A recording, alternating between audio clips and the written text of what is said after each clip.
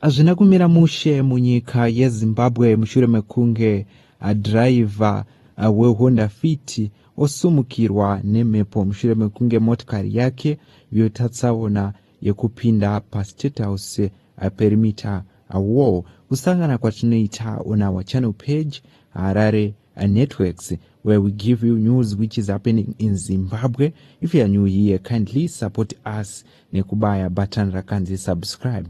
Zuva ranhasi tauya nechitiko cheMhepo dzasimuka kuna driver wemotokari yeHonda Fit anova akapinda paState House pamudhuri weState House inova uri mudhuri wenyika waakaita tsaona achituma perimeter wall iripo paState House apa ine mufananidzo wamaona pavidhio ranga riri pekutanga mureZimbabwe. Ende ticharisa zvakare kuti mugoona zvizhinji maererano nechitiko ichi. Ende kudhuma kwaakaita mapurisa pamwe chete nemauto emunyika yeZimbabwe haana kutora nguva anga atosvika pachitiko ichi. Hatina kuzoziva zvizere kuti zvakazofambiswa sei. Ngatione video ripo pascreen.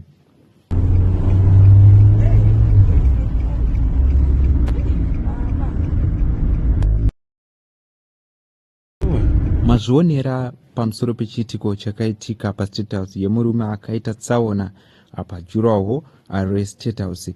An unusual incident caused the alarm in State House after a driver reportedly crashed a Honda Fit into the perimeter wall of the presidential residence, prompting a swift response from state security officials.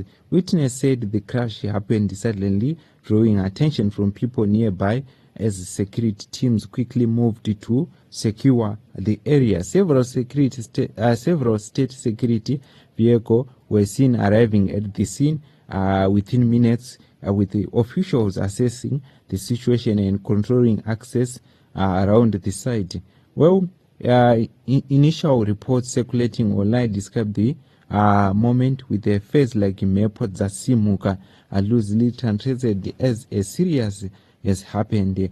Authority has yet not immediately released detailed information about the causes of the crash or the condition of the driver. State House is one of the most heavily protected government sites in Harare, serving as an official residence and office of neMaSoja. Because of its high security status, an incident occurring near its perimeter typically trigger a repeated response from the security personnel. So mureZimbabwe ndona wiri kubuda ndo mashoko ari kubuda pamusoro pechitiko ichi. Masecurity akakurumidza kuenda pasini pacho ndotoziva kuti mwedzi nemwedzi hapashaye vanosangana nedambudziko paState House ipapo.